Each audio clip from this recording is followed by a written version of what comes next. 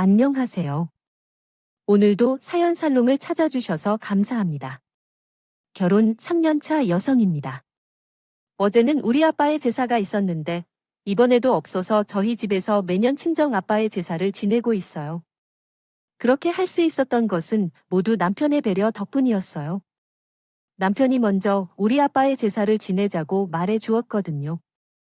비록 제 남편이 모든 것을 마무리하진 않았지만 그래도 며느리가 친정부모의 제사를 내 집에서 지낸다는 소식을 듣고 시댁에서 좋아할 리도 없었어요.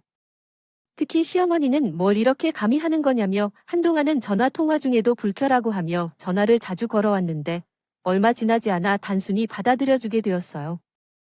더할 나위 없이 그럴 만한 이유가 있었지만 제가 사연을 보내기 시작한 이유 역시 그것 때문이에요. 우리 집 3남매는 엄마가 일찍 돌아가신 탓에 아빠 손에서 자랐어요.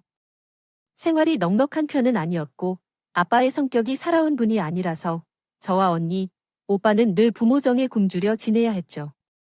제 언니는 저와 6살 차이가 나서 국민학생 때부터 집안 살림을 혼자 맡아왔어요. 아빠는 돈을 벌어야 했고 오빠와 저는 너무 어려워서 부모의 보살핌을 받지 못하고 자란 아이들은 자연스럽게 일찍 어른길에 발을 들이게 되었어요. 따라서 우리 3남매도 또래 아이들에 비해 세상을 일찍 알게 되었죠. 아빠가 그런 성격이라서 그런 것 같아요. 아빠는 이사팀 센터에서 일하셨는데 항상 힘들게 몸을 쓰시는 일을 하셔서 집에 돌아오면 자식들을 챙기기보다는 술을 마시거나 일찍 잠이 들곤 했어요. 아빠 성격이 워낙 괴팍해서 잠을 깨우거나 아빠의 말을 듣지 않는다면 엄청 무섭게 혼나시고 했는데 그래서인지 우리 3남매는 아빠 목소리만 들어도 어깨를 움츠리는 정도로 늘 무서워하곤 했어요. 아빠가 주무실 때면 집안에서도 조용히 다니며 아빠 눈치를 살피면서 지내곤 했죠. 그러니까 부모와 자식 간의 대화는 당연히 없었고요. 이런 아빠 성격 탓에 언니는 성인이 되자마자 취직을 했다면서 집을. 나는 언니가 나간 빈자리를 채우게 되었어요. 언니를 어깨 너머로 보며 배운 실력으로 밥도 하고 반찬도 만들었고 세탁과 청소도 도맡아 했어요. 그러던 중 몇 년 뒤 오빠가 서울에 있는 대학에 입학하면서 오빠도 집을 떠나게 되었고 이제 남은 건 저 혼자뿐이었어요.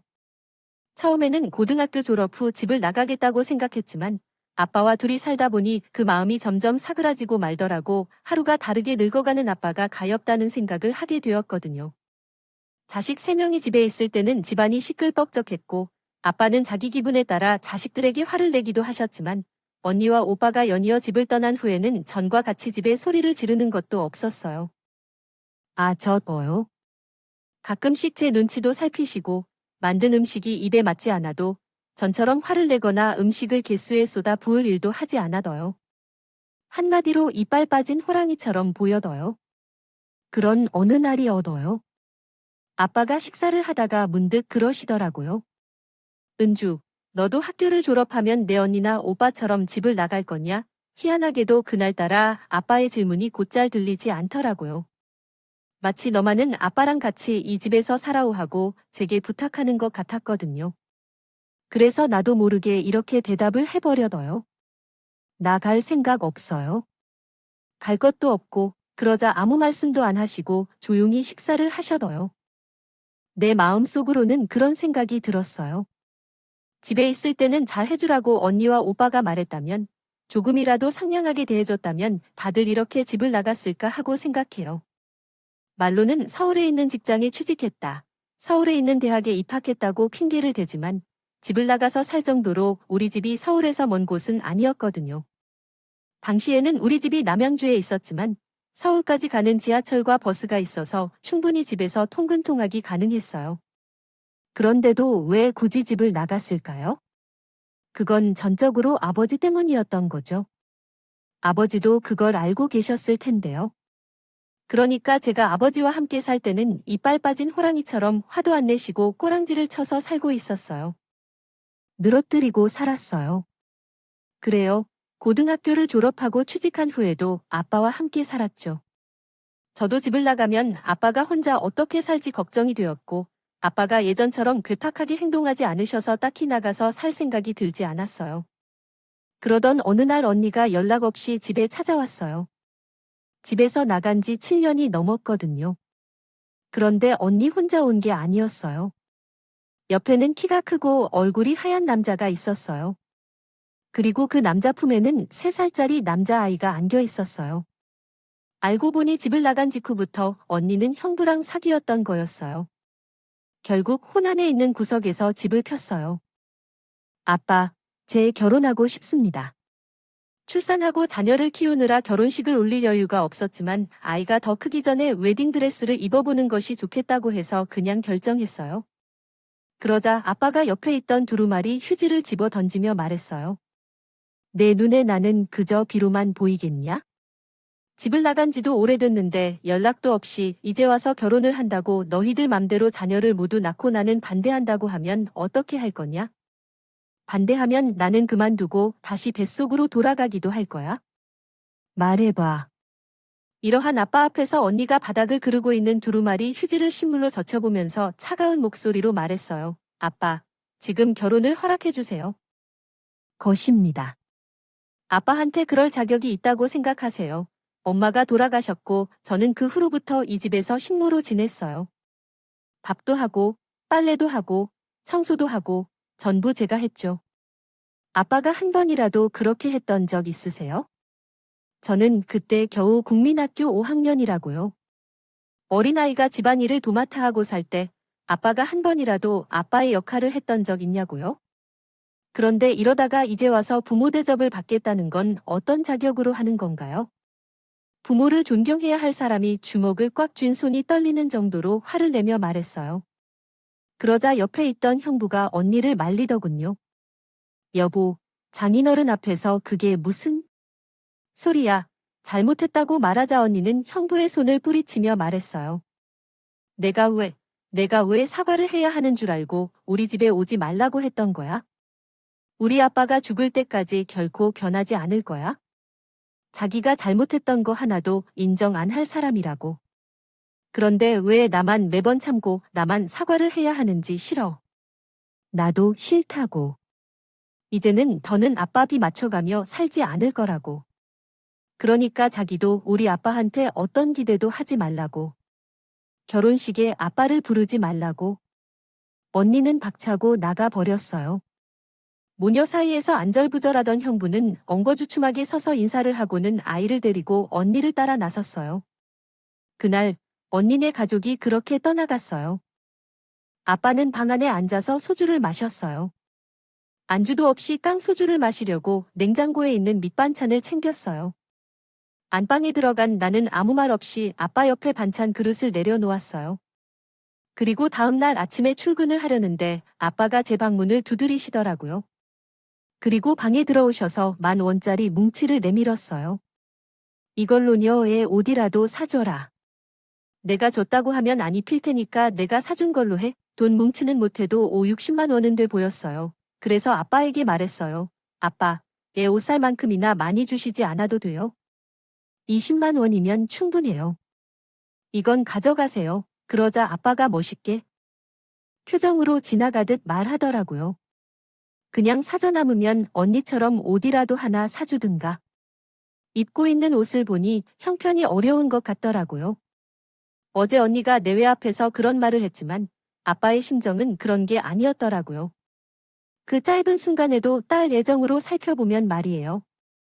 그래서 더 이상 말로는 아빠에게 받은 돈으로 조카의 옷이나 언니의 원피스 하나를 서평 전해줬어요. 그러자 언니가 저와 눈도 제대로 못 마주치고 사과를 하는 거예요. 제게 아빠를 떠넘긴 것 같아서 마음이 무겁더라고요.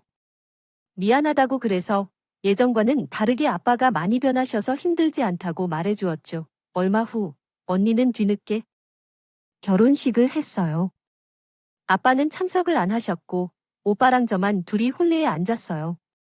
그래도 아빠한테 언니 웨딩 사진은 전해드렸어요.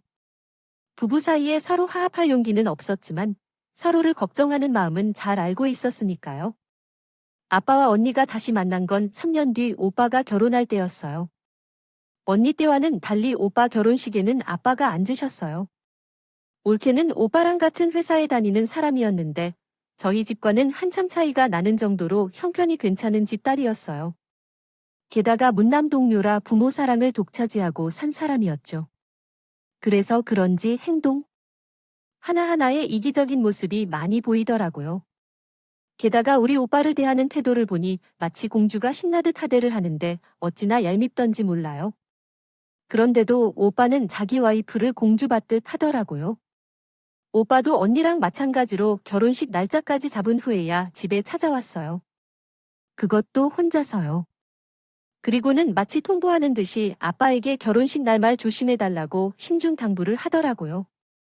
저 아버지에게 바라는 것 아무것도 없어요. 집도 철거해서 해주신다고, 차도 장인어른이 뽑아주신다고 했으니까요. 아버지는 그냥 결혼식 날 오셔서 혼주석에 앉아주시기만 하면 돼요. 괜히 우리 장인이 장모님에게 어려움을 줄 필요 없어요. 소리를 지르지 마세요. 오늘 와이프가 말하려고 온 거예요.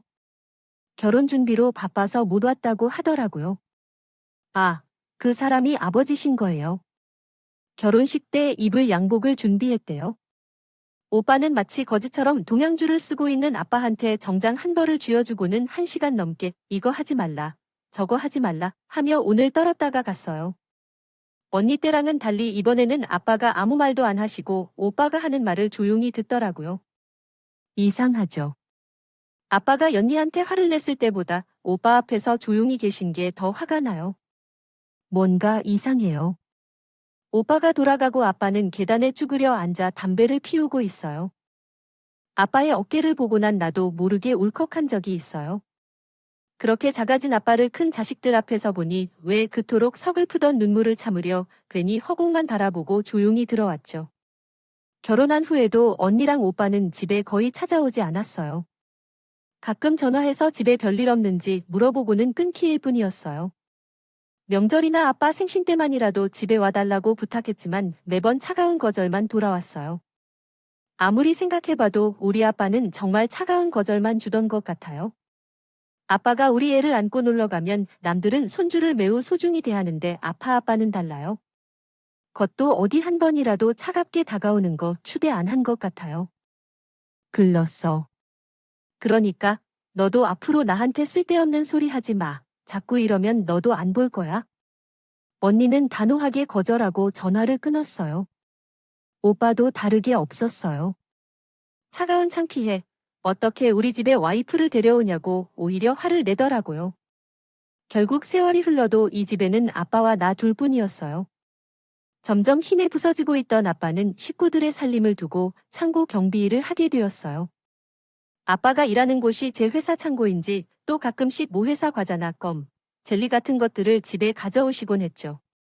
그러더니 어느 날은 뜬금없이 그러시는 건데 너희들이 어렸을 때 내가 한 일을 그때가 되면 만약 내가 했었으면 과자도 많이 가져왔을 텐데 아빠가 참 무정했다. 그때 나도 너무 힘들었기 때문에 그랬다는 엄마 말처럼 엄마는 애들 셋이나 데리고 어린 자식까지 있는데 어떻게 굶기지 않고 살릴까 걱정뿐이었어요. 아니지만 그때는 애들이 굶지 않는 것이 제일 중요해서 다른 생각은 할 여유가 없었어요. 나도 힘들어서 괜히 너희들한테 짜증을 내고 돌아설 때도 말대로 다시 그러지 말자고 해놓고도 또 버럭거리고 소리질러 아빠가 참철이 없었다고. 사실 언니 말대로 아빠는 자격 없는 사람이라는 생각이 들었어요. 아무리 자기가 잘못을 했다고 해도 항상 잘못을 인정하지 않던 아빠가 왠지 자기 반성을 하고 있는 게 이상해서요. 변하고 있단 소문이 맞나 후회되는데 다음 날 아침 아빠를 깨우러 방문을 열어보니 아빠가 바닥 요에 누워 계시더군요. 아무것도 깔리지 않은 바닥에 누워 계시는 걸 보고 너무 놀랐어요. 아빠를 흔들었지만 깨지 않으니까 손이 바로 떨어져 119에 신고하고 응급실로 이동했어요. 다행히 발견이 빨라 큰 손상 없이 깨어났지만 뇌경색의증을 얻어 반신마비가 되었어요. 이전까지는 타박상이나 근육통만으로 몸이 건강한 줄 알았던 분이어서 한밤중에는 정말 할 수 없는 상태가 되었다고 해. 당사자인 아빠도 답답할지도 모르겠지만 아빠를 돌보는 것이 나에게 그 이상의 의미였어요. 아빠를 돌볼 사람이 없어서 회사에 정상적으로 출근도 못하게 되었고 나보다 훨씬 큰 몸집의 아빠를 씻기고 옷을 입히고 밥을 먹이느라 온몸이 다 뻐근해져서 딱 죽을 뻔했어요. 그래서 언니에게 도와주세요라고 전화를 했더니 야 내가 집에서 노는 사람이냐? 살림하고 키우고 틈틈이 알바까지 해야 하는데 나도 몸이 10개라도 모자랄 판이야. 그리고 나는 아빠와 한 공간에서 못 있어. 오죽하면 내가 집까지 뛰쳐나와 살아야 했겠지. 너 힘든 건 알아. 그래도 솔직히 너 그러고 살라고 내가 드닌 건 아니잖아. 그래, 너도 일찍 직장을 그만둘 걸 생각하지 않아?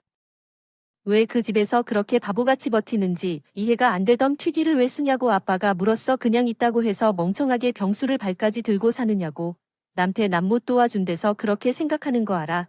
은철이 상의해서 매달 간병비는 내가 보내줄 테니까 너도 멍청한 짓 그만하고. 더 늦기 전에 그 집에서 나와 전화를 끊고 나니 기운만 더 빠지더라. 멀쩡한 사람도 아니고 병들어서 거동도 제대로 못하는 사람을 두고 나오라니. 남이라도 그렇게는 못하겠다 싶었어요. 며칠 뒤 오빠한테 전화가 왔는데 오빠도 언니랑 다를 바 없는 소리를 하더라고요. 어쨌든 인생에 도움이 안 돼요. 젊을 때는 자기 힘을 믿고 우릴 그렇게 괴롭히다가 다이할 때가 되면 똥기저귀 갈게요. 만들다니 전생에 우리가 아빠한테 어떤 죄를 지었길래 이런 처지에서 살아야 하는지 알길래요? 짜증나요. 나도 내 와이프도 회사에서 바빠서 얼굴을 들여다볼 시간이 없어요. 그러니까 그때 내가 좀 고생 좀 해라고 하자면 대신 매달 돈은 붙여줄게. 그거면 나도 내 할 일만큼 해주는 거죠. 그러니 나를 원망하지 마세요. 부잣집 딸로 들어간 오빠는 간병비로 매달 200만 원씩 보내달라고 요청합니다.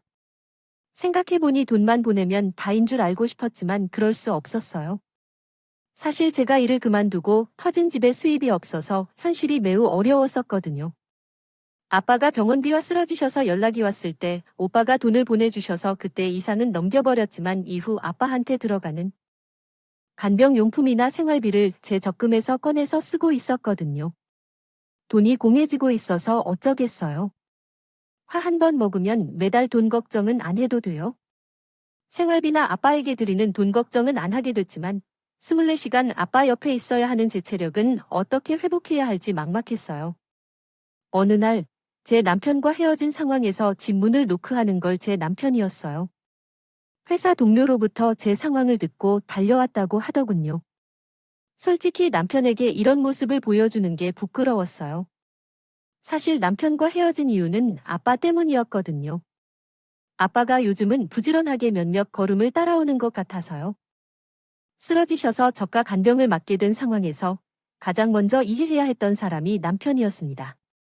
우리는 사귀고 있었지만 고작 반년도 안 된 상황이었습니다. 저는 그 상황을 설명하고 남편이 이해해 주길 바랐는데 그는 싫어했습니다. 그래서 좋아하는 사람이 생겨서 거짓말을 하고 헤어졌습니다.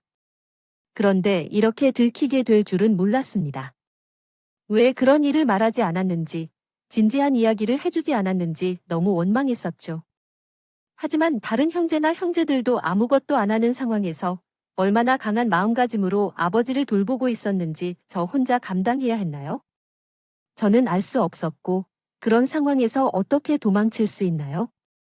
또한, 현재의 상황에서는 우리나라에서 제공하는 지원을 받고 계실 텐데요. 부분도 많고 간병 쪽으로 자원봉사를 하는 분들도 있는데, 왜 알아보지도 않고 혼자 떠나서 살았느냐고 말이야. 일단 내가 한번 알아볼 테니, 다른 것들은 몰라도 간병인 지원을 받을 수 있을 거야. 이후 남편 덕분에 정부에서 지원해주는 간병인 바우처도 받을 수 있게 되었고, 그 밖에 지원 물품도 받을 수 있었어요. 행정복지센터에서 직원이 직접 찾아와서 저희가 받을 수 있는 부분을 꼼꼼히 설명해 주셨고요. 목욕 봉사를 하는 자원봉사자분들도 계셔서 덩치 큰 아빠를 혼자 끙끙대며 씻기지 않아도 되었죠. 그리고 여러 도움 덕분에 저는 다시 일을 할 수 있었어요. 비록 동네 마트에서 반타임 아르바이트였지만 고정 수입이 생겨서 가능하게 되었습니다. 저로서는 한결 마음을 놓을 수 있게 되었어요. 거기다 일하는 동안에도 집에서 나와 머리를 헐 수 있어서 심적으로도 많이 안정을 찾을 수 있었어요. 남편이 우리 집에 찾아온 후에 저희는 다시 연인 사이로 되돌아갔어요. 남편이 왜 자기랑 헤어지려고 했는지 이유를 순순히 놔줄 수 없다고 엄포스톤하기를 기뻤어요. 아빠를 돌보면서 제가 정신적으로 무너졌던 이유 중 하나는 아빠 때문에 내 인생에서 중요한 부분인 일과 사랑이 송두리째 뽑힌 것 같다는 거였거든요. 그 상실감으로 힘들었는데 남편 덕분에 되찾은 기분이었어요. 게다가 남편이 자주 집에 찾아와 아빠랑 대화하는 것도요. 아버지와 함께 재활치료에 참석하게 되어서 눈에 띄게 상태가 좋아져서 점차 희망이 솟기 시작했습니다. 마비가 심한 오른쪽 팔을 제외하고는 발음이 약간 어색하긴 하지만 말씀도 하시고 걸음걸이도 많이 향상되셨고 몸 상태도 많이 좋아지셨다는 소식을 들었습니다. 어느 날 아버지가 그렇게 말씀하십니다. 언제까지 나를 집에서 내보낸 채로만 다녀오게 할 건가? 수희랑 결혼할 생각 없는 거야? 아니면 내가 너 때문에 못하는 건가? 둘 다 아닙니다. 저는 그냥 많이 부족하기 때문이라고 생각해요. 내 코가 둘이라고 말하는 것도 아니고 입이 삐뚤어지기도 한 걸 뭐라고 말하는 건가요? 수환이는 나랑 결혼하고 싶어서 심쿵했을 뿐인데 넌 누굴 닮아서 그렇게 심쿵했다는 소리가 날까? 잔말 말고 오해하지 않으시고 웃으세요. 더 나이를 먹으면 웨딩드레스를 입어도 안 이뻐요. 예를 들어 언니도 노령을 거두고 아이를 낳고 웨딩드레스를 입으면 오태가 안 나더라고요. 아빠가 결혼식장에 오셨을 때 나한테도 말을 하지 그랬어요. 그러면 강제로라도 끌어들이곤 했는데 내가 그런 자격이 있는 놈인가 싶고 그래도 언니의 결혼식에는 손을 잡고 들어가고 싶었는데 그렇게 될까요? 당연한 소리를 하고 그럴 수도 있겠다고 하시면서 아빠가 아니면 손을 잡고 들어가는 사람이 없는데 제가 더 퉁명스럽게 말을 하고 거실로 나왔어요. 금방이라도 눈물이 쏟아질 것 같아서 일부러 그 자리를 피한 거였죠. 나중에 남편에게 말을 들었더니 아빠가 열심히 재활치료를 받았던 것도 있고 제 손을 잡고 식장에 들어갈 수 있는 상황이어서였나 봐요. 들어가고 싶다고 생각했던 거라고 하더군요. 그 말을 듣고 얼마나 울었는지 모르겠어요. 정말 많이 미워했었는데 이제는 많이 약해진 아빠를 보니 진작에 아빠랑 얘기를 나눌 걸 그랬다는 후회가 들어요. 그리고 그가 말한 대로 가을이 오면서 결혼식을 올렸어요. 이제는 아빠가 제 도움 없이도 생활하는데 무리가 없을 정도가 되어서 한 가지 걱정이 덜어졌어요. 아빠의 손을 잡고 버진 로드를 걷는데 자꾸 눈가에 눈물이 고여서 얼마나 힘들었나 모르겠어요. 어릴 적에는 그렇게 크게 느껴졌던 아빠의 손이 그 사이 많이 작아지고 수척해진 것 같아서 가슴이 너무 아팠거든요. 그래서 신혼여행을 떠나려고 웨딩카에 오를 때 아빠가 제 남편과 함께 있었으면 좋겠어요. 손을 꼭 잡고 그러셨어요. 우리 은주 잘 좀 부탁하네. 못난 애비 때문에 이날이 되기까지 고생만 한 아이야? 꼭 좀 부탁하네. 걱정 마세요. 장인은 제가 무슨 일이 있어도 은주는 꼭 지키겠습니다. 걱정 마시고 저희 신혼여행에서 돌아올 때까지 마음 편히 계세요. 그래, 고맙네. 은주야, 행복해야 한다. 행복하라는 그 말은 아빠의 마지막 유언이 되었어요. 우리가 신혼여행을 떠난 지 3일째 되던 날, 아빠가 뺑소니 차량에 치여 세상을 떠나셨어요. 남은 신혼여행 일정도 취소하고 돌아온 우리 부부는 장례식장으로 달려갔어요. 그런데 침통한 분위기에 빠져 있어야 할 장례식장이 난장판이 되어 있는 것을 발견했어요. 상주를 맡고 있던 오빠가 살벌하게 덩치가 큰 남자들에게 둘러싸여 살까지 잡혀 있다는 사실이 드러났습니다. 그 남자들은 우리 아버지한테 3억이나 빚이 있다고 말하며 자식이니 당연히 그 빚을 대신 갚아야 한다고 말했습니다. 그들은 고래고래 소리를 질렀고 오빠는 자신이 이를 모른다며 그 상황에서 벗어나기 위해 발버둥쳤습니다. 그 사이 누가 신고를 했는지 경찰이 장례식장 안으로 들어와 다행히 안정을 되찾을 수 있었습니다. 이에 오빠가 나에게 그 이야기를 했습니다. 은준호 알고 있었어. 아버지한테 빚이 있다는 거 누나가 아니라. 누나와 연락을 끊고 산 지가 오래되었는데 어떻게 그걸 알았겠어, 은주? 아빠가 뭐 하는데 빚을 져 빚이 있었냐고. 아니, 모르는 일이야. 지금까지 빚쟁이들이 집에도 한 번 안 찾아오고 조용했겠어. 뭔가 잘못됐을 거야? 그러자 오빠는 짜증을 내며 말해요. 아, 몰라. 난 상속 포기할 테니까 두 사람은 알아서 해야지. 그래도 와이프가 얼마 전부터 이혼하자고 난리여서 사람 미치겠는데 별개다. 사람 골치 아프게 하네. 누나는 어떡할 거야? 상속을 포기할 거지? 당연히 해야지. 은주, 너도 해. 괜히 쓰지 말고. 장례식이 끝나기도 전에 언니와 오빠는 발빠르게 상속 포기 신청부터 했어요. 하지만 저는 그럴 정신도 없었고, 무엇보다 제가 아는 아빠는 남의 돈을 빌려 쓸 사람도 아닌데, 게다가 허투 돈을 쓸 사람도 아니어서 일단 지켜보려 했어요.